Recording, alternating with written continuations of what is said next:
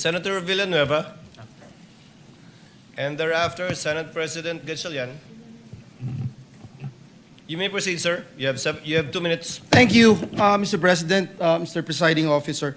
May I just point out something to the witness? Mr. President, Your Honors, the witness mentioned yesterday that reported statements of the Vice President were referred to the Presidential Security Command and evaluated in coordination with the National Security Council. Just to assist the court in evaluating the relevance and weight of the government security response in determining whether the respondent's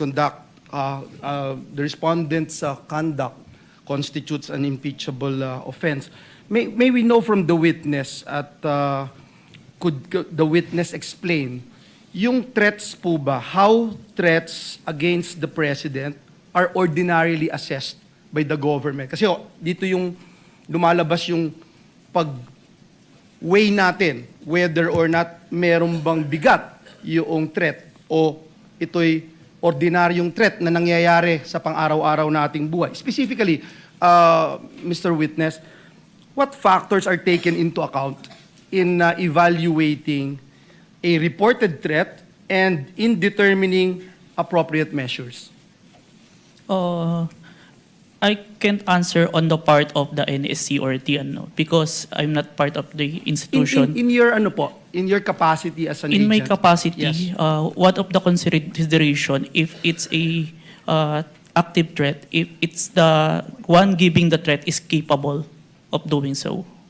Meaning, If someone high-ranking officials, and if you say an high-ranking and official, have a capability or power over to implement those such threat, it is considered, sir.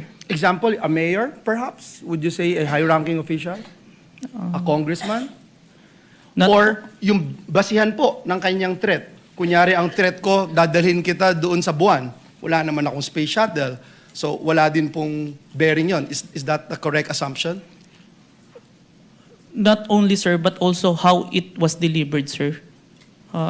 Like what was mentioned in that I mentioned previously, it was mentioned that no joke, no joke. It's a serious. So, that is the... One of the considerations, That's sir. the consideration. Thank you very much. And lastly, Mr. Witness, you made mention na submit mo sa DOJ noong January 30. Is it the same affidavit that you submitted to the HOR? The one that submitted to the HOR is the affidavit dated February, sir.